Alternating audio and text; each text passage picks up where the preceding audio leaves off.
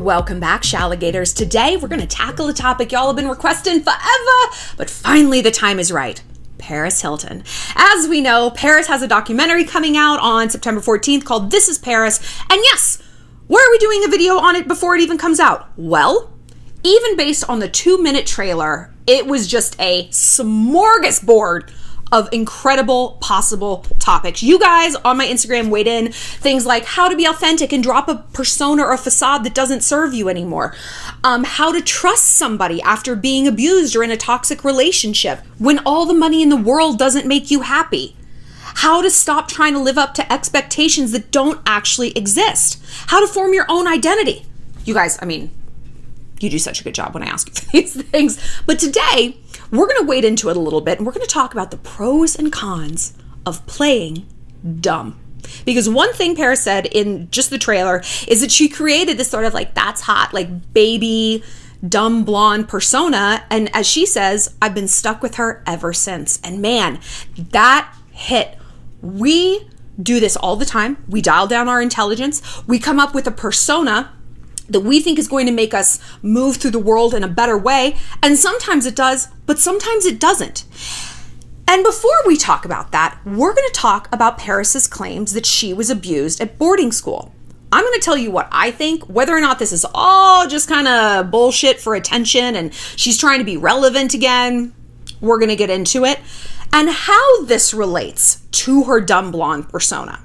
I've got ideas. But before that, I just want to remind you guys, click like and subscribe. We do 4 new videos a week. We've got topics on Brad Pitt's new girlfriend coming up, breaking down Miley Cyrus's incredibly bizarre Joe Rogan interview. We've got some more story times coming up. We're breaking down Why Men Love Bitches again, doing a follow-up to that. And also head over to InfStream, where we have a sexier stream of content. We have some hookup tutorials, BJs, HJs. I've got some super intimate story times on there, including my first Montana heartbreak and what it's like breaking up in a small town. Spoiler alert, it's fucking awful. Oh, speaking of breaking things, I sprained my wrist wrestling around with my puppy, Cowboy. You can follow him on Instagram, CowboyXO. He is the love of my life, but sometimes love hurts, and this is the most annoying thing in the world. My makeup, it looks like Cirque du Soleil. I look like a mime because I'm trying to do it with my non-dominant hand. I'm a lefty. Anyway, let's talk about Paris. So let's talk about these abuse claims. Paris said that when she was a teenager, she was a wild child. Although, like a journalist was like, well, what were you doing that was so bad? She's like, I wasn't doing anything. No, that's not for, I can't do it. I wasn't doing anything. She said, I just moved from LA to New York and I was like just sneaking out and going to clubs and not going to school. Okay, well, that is something, though, Paris. Those are all very bad things. No, that's not good. But her parents couldn't get control of her. She said they apparently, said she kept, running away and doing drugs and all this stuff. So they sent her to these behavioral modification schools where, according to Paris, she was really traumatized and abused. Now, we don't get the full story just from the trailer. We're going to have to wait and watch and see. But the bits and pieces she said is people were screaming at her, from the second she woke up to the second she went to bed. It was sort of like a drill sergeant situation. And there might have been some other more specific incident that happened. But a lot of people had the same backlash question. Oh, she's just lying for attention. Did this really happen to her? I think it did. Let's unpack this. What do you think goes on at a behavioral modification school for rich kids? A last resort. I don't know what else to do with my out of control teenager. I'm going to send them to you. What kind of tactics do you think they employ? Hugs? Remember that this was in the 90s. There was no hashtagging. There was no leaking photos. Things happened in a vacuum. You could do whatever you want, and there was no one who was going to rat you out. There wasn't the internet, There wasn't this accountability. You didn't really have the public eye on these schools and these programs. And it's oh, something traumatic happened. Who the fuck are you going to tell? Your friends? Who are they going to tell? Who cares? I completely believe that their tactics were draconian and medieval. Absolutely. And this is what I find fascinating but also maddening is people hate Paris, right? She's a very polarizing figure. I fucking hate her. She's a stupid slut. You know what? Okay. And they hate her because she's one-dimensional. She's just dumb, vapid. And yet, when she shares something that does humanize her, that does complexify her, she's hated for that too. Oh, so she's just had something bad happen to her? What the fuck do you want from this girl? What do you want from this girl? You hate her because she's like one-dimensional. She shows more dimensions. You hate her even more and you think that's fake? We love celebrities because they don't seem like us. And then when they do something that is like very human and relatable, we hate them for it even more. Unless it's the exact precise right thing that they're doing that's human and relatable. And what that precise right thing is, I don't know. And it changes every single day. I don't know. I have spoken before about Paris. I like Paris. And I'm going to expound on this more in other videos we're going to do on her. Namely, traits of a narcissist you actually want to borrow for yourself. And I have done a video on that based on Kim Kardashian, so you can check that out. But Paris Hilton would not have independently amassed a fortune of $900 million because she got disinherited. Her grandfather cut her out of the will. This is not inherited money anymore. Not that she's self-made. I mean, she is to a point, but she grew up so rich. You know what I mean? She would not have amassed the fortune that she has if she was stupid, right? Most people she doesn't have an education. How did she amass this fortune? There's something very clever about Paris. There's something extremely hardworking, and perhaps it is fueled by narcissism. We can talk about that later in those videos. But like I was saying about the Kardashians the other day, you can't knock the hustle. You can think she's a slut or whatever. You cannot possibly tell me you think Paris Hilton is stupid. If she's so stupid, and if you're so much smarter than her, why aren't you as rich as her? Have you seen her sex tape? It's terrible. She gives the worst blowjobs I've ever seen in my life. So it's not that she's just this like sex pot. So what exactly is it? Maybe we have to confront the possibility Paris is actually a really good businesswoman. She's effectively created a persona and monetized it. You know why I relate to that? Because I've done the same thing. People I meet, people I date in real life, people I become friends with, they all say the same thing. They say, you're so low key in real life. And I'm like, isn't everyone different at work? Isn't everyone different at work? Like, I don't go to somebody else's work and judge them based on that. I see them in real life just in this dynamic. The only difference is more people see me at work, more people see Paris Hilton at work, you know? And for us to assume that who she is in public is the entirety of who she is selling herself short. And therefore, we sell ourselves as women short. We as women sell ourselves short. Oh, I am so tired and dehydrated. But let's talk more about this abuse thing, right? Because, yeah, people are like, she's just making it up for clout. Do you think Paris needs more clout? No, she's not like the biggest celebrity in the world right now. But there's, the Kylies and the Gigi's and the Bellas. But she is no small potatoes. She gets paid $1 million per DJ gig. $1 million. She is huge overseas. She's huge here. She do a meet and greet. Thousands of people are showing up. She's good on the clout front. So why would she be sharing this? I don't know. Why do people share anything? They want to get it off their chest. They want other people to relate to it. They want to maybe move in a different direction of their persona. Why are we like shaming someone for doing that? Again, you hate her because she's one-dimensional. She's like, okay, let me like open up and reveal something, and you hate her even more? What the fuck do you want from her? That just goes to show that this like, I know people aren't trying to like cancel her, but this is part and parcel of cancel culture. It's like there is no winning because it's not actually based on anything these people are doing. It's based on fucking jealousy. It is based on the oldest emotion in the book, jealousy. I hate her because I ain't her. I hate her because she's thin and she's tall and she's rich and she seems dumb. She seems dumber than me, but she's richer than me. Then apparently she isn't dumber than you. Let's talk about her dumb persona, right? How does that prove that this abuse is real? Because that's my theory.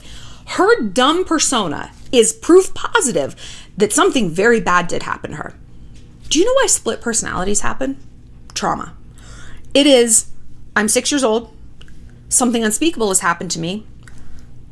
I can't live inside this body. I can't live inside this reality. I have to unzip myself and step into a whole new one. I have to create a whole persona that is more resilient or more authentic, and I'm like getting it out. That's an extreme example, right? When there's extreme trauma and an extreme inability to deal with it, we do get split personalities. Isn't that kind of what she's done? To a lesser degree, but she created this persona and she inhabited it, and now she doesn't know how to get out of it, right? When I think of Paris's persona of a dumb blonde, I think of a persona designed to protect. That's what facades are designed to do, right? Misdirect and insulate from further harm or trauma, right? Or be extremely persuasive, which also could fall under the umbrella of misdirection. I think her dumb persona was meant for kind of all three. If you play dumb, the bar is really low, right? People have very low expectations of you. So it's easy to underpromise and overdeliver, right? And I think her dumb persona was, it's like the baby voice. And what do you want to do to a baby? I mean, get it out of my face and Target, obviously. You want to protect a baby. You want to, let me take care of the baby. I'm not going to ask anything of the baby. I just need to keep the baby safe. Doesn't that make sense if maybe you were in an abusive position, right? Maybe she tried on a bunch of different personas after that abusive position, and this baby one, this dumb blonde one, yielded her the best results. Yielded her people being like, oh, Paris. Or just kind of staying out of her way because they think she's stupid. Oh, let's not yell at Paris. She's so stupid. Anything she does is just an accident because she's so stupid, right? Look at her role on The Simple Life, the reality show. What's a Walmart? Do they sell like wall stuff? How accountable can you hold someone who comes across that dumb? Not very. So then any kind of bad behavior she does after that, it's like, well, she's not mean. She's just dumb. She's just fucking dumb. Like, of course she's not going to do well at this job. Of course she can't take care of herself. She's stupid. It kind of gets you out of harm's way. So to me, the persona she's crafted directly relates to the abuse. And that's why I don't think she made it up at all. Very few people lie about abuse, you know? And Paris, I can think of a lot of other celebs who make up shit for attention. I don't believe Paris is not one of them. She just isn't. She's very private about her life. She really doesn't share very much at all, right? After the sex tape. But she doesn't. We don't hear her weighing in on things. Oh, no, that happened to me too. She's not on the scene. She's not clouding out. She's very, very private and pretty low key. So the fact that she shared this, it's like, I can't think of like a viable ulterior motive. Attention. Again, she's got attention. She's got attention. So maybe, as the logical Occam's razor goes, the simplest answer is almost always the right one, right? Is it more plausible that she's inventing this whole thing, convincing her family to lie about it and create this whole history? Oh, she would wake up screaming and she was so traumatized. Getting them all on board to lie about something that never happened, making a whole documentary centered around it, doing interviews, continuing the lie? Or is it more plausible it actually just happened? Whatever requires the fewest leaps of logic is usually the right answer. To me, it is completely illogical that she was galvanized everyone in her life to tell a story for what fucking possible reason? She doesn't have a lawsuit against these people. She doesn't really need more attention. She's already rich. She is in a loving relationship. By the way, she's dating one of my friends. I know her boyfriend, Carter. We like go back in our New York days. Like, we don't like talk, or anything, but if we saw each other, it'd be like, ah! He's a little dynamo. He's totally a powerhouse, and he's like this business genius. He made a ton in like hedge funds, I think. By the time he was like 24, cashed it out, started a vodka company, and sold that. I don't know what he's doing now, but I'm sure it's something huge. And I remember one time I was on a plane, and they do like the plane content, like the plane channel, and it's like, interview with young businessman. It was Carter. And I texted him. I was like, oh my God, you're on my plane right now. He's like, oh, I don't think so. I'm actually in Positano. I was like, no, like, you're on my plane screen, Carter. Like, I'm so proud of you. So I think that, and he's just sweet. He's just sweet and good. And I totally see why Paris and him get along, because she is also a pretty astute businesswoman. Like I said, you don't make the fortune she has by being that stupid. She doesn't have like a Scooter Braun or Jessica Simpson's dad or Kris Jenner guiding her career. She's done it all on her own. I mean, she grew up rich, in that sense. But in terms of helming her career, I don't know of who the Svengali is behind the scenes. If there is one, I don't think there is. I think she has done all of this herself. And that is really impressive. It's not just impressive to make that fortune that she has, to keep reinventing herself, to go from like a reality show girl to a fashion designer. Now she's a DJ. You might think all those things are lame. She's getting paid. You know what's lame? Not her bank account. Okay. But you cannot deny that she has reinvented herself and stayed relevant. That's pretty fucking impressive when it's like, but she has no talent. Well, she got talent from making money, doesn't she? Oh, interesting. So let's talk about the pros and cons of playing dumb. Oh, ladies, haven't we all played dumb? If not, this is a hot take, this is a bold statement. You should try it. Why? Why would I encourage my shalligators to play dumb? Energy efficiency. Energy economy. I want us to take the word dumb. Let's not say, I don't want to play dumb, okay? Because I'm not dumb, and I've worked extremely hard to be smart, extremely hard to be educated. I have an incredible vocabulary. I'm very persuasive. I'm very manipulative, right? That is all by design. Nothing is an accident. I'm very methodical, and I don't like pretending otherwise. But sometimes I do, because the ends justifies the means. I am a very Machiavellian person.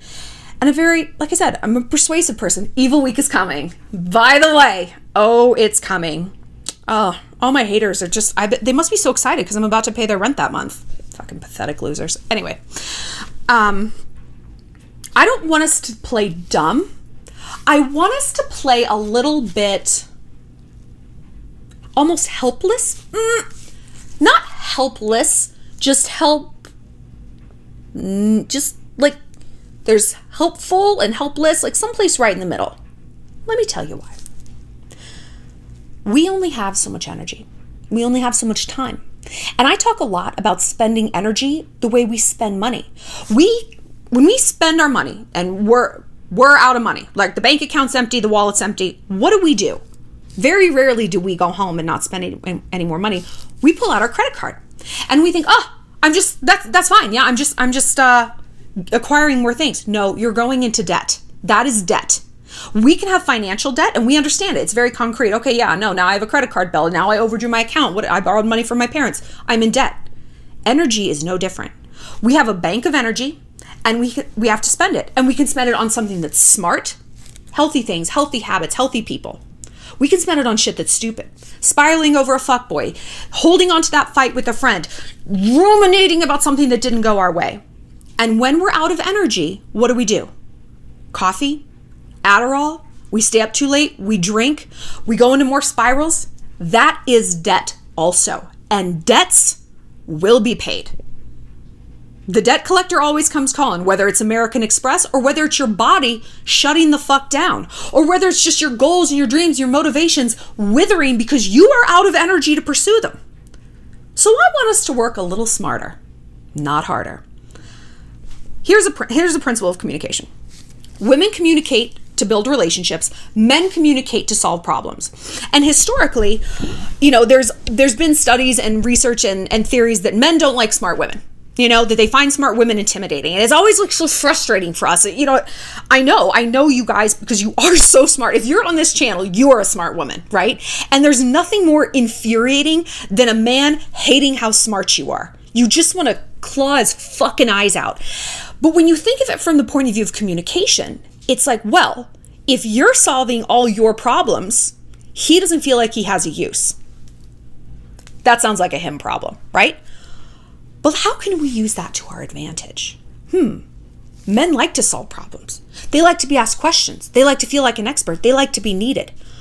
What in my life can I offload to a dude who needs to feel that way? Before I moved to New York, I was a very staunchly independent woman. And part of this is because I grew up with a staunchly independent single mom. I mean, she knows her way around a kitchen. She knows her way around a Home Depot. There is nothing Mama Lester can't do. And she imbued that within me. It's like, no, we do it ourselves. We don't ask for help. We don't need anyone. Nope, we got this. We got that. We can do it, whatever it might be. And I was like, yeah, we can do it. We don't need anybody's help. Then I moved to New York. And you know what New York City does? It exhausts you. Just thinking about it, it exhausts you. And that has actually an incredible benefit. When I got really exhausted, my true personality came through. I didn't have the energy to fake it. And also, I was forced to ask for help. I remember this. Like, I was trying to move. No. I was trying to put together my own furniture in a new apartment. And I am, like, my brain is just not oriented to that. Like, hell is an IKEA dresser in a box. And I was sitting on the floor crying, just crying with all these Swedish parts splayed out in front of me. And the guy I was dating at the time, he's like, just let me do it. Stop. He's like, I don't know why you think you have to like do this yourself when someone could help you who actually enjoys it. And I was like, okay, yeah. And I let him build the dresser. And I was like, what the fuck was I doing? What was I thinking? Why did I think I needed to do this myself? While he was doing that, I caught up on work I had to do. I felt better. We had great sex that night because I wasn't in the mood and crying anymore. And I'm like, it is time to start outsourcing. So it's not about playing dumb. It's about playing, I don't want to do this. And let me, like I said, let me appeal to someone in my life who might actually like to do it. Some people are very tech savvy. I'm not one of those people, but the person I'm dating is very tech savvy. And I was like freaking out because I couldn't figure out how to use my new camera, blah, blah, blah. He's like, oh, I'll figure it out. I was like, no, you don't have to. You don't have to. I can do this myself. And he's like, I know that I don't have to. If I thought I had to, that would be different. I want to. So why won't you let me help you? I was like, I don't know. And I was like, why wouldn't I let this person help me? He's helping me. I now have energy to spend on other better things. So when we talk about playing dumb, no. I almost want you to play lazy. I want you to look at your life and think, what do I hate doing? What can I outsource? What can I offload to people who actually might really like this? Okay, I don't like to cook. My best friend loves it. Let's invite her over. I'll buy all the groceries. I'll do the dishes. She's going to cook. We're going to watch a movie. Great. Let's work smarter and not harder, right? And that seems to be the Paris motto. She doesn't concern herself with things she simply doesn't want to do. Things that are not of interest to her, whether that's social causes. And this is a big drawback of her. Like, she doesn't seem to be a particularly charitable person, which I find like truly like nauseating. Like, what the fuck is the point of having all that influence, all those followers, all that money, if you don't help anybody else? I don't get it. I don't get it. That's how I feel about the Kardashians. We talked about that. But here are the cons of playing dumb. Reputations have a way of running away with you. The tail starts to wag the dog. When we apply a term to ourselves, whether it's dumb blonde, slut, the nerd, the fatty, the bad seed, the black sheep of the family, we live the label. Hopefully, Paris had a good emotional division. Hopefully, she would hear what the media was saying about her. She would hear what people were saying, but she had this like divider in her mind of, that's the persona, but this is who I actually am. But based on what she says in the documentary, that might not, she says, I don't even know who I am anymore.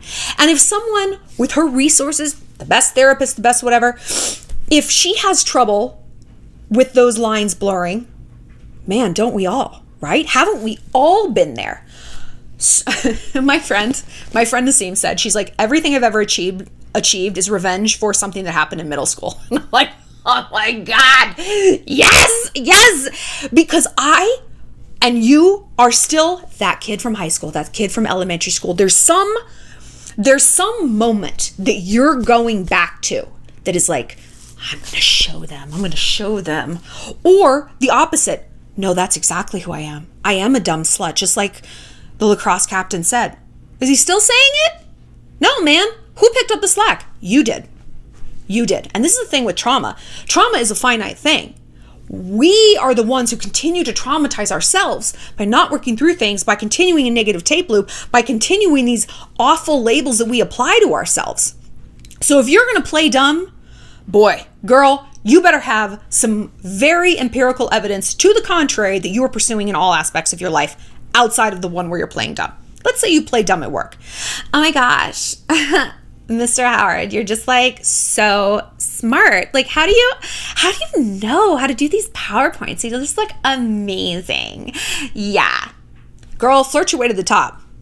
Sleep your way to the top. I don't fucking care. Like I said, these women have turned blowjobs into billions of dollars. What have we turned our blowjobs into? Nothing.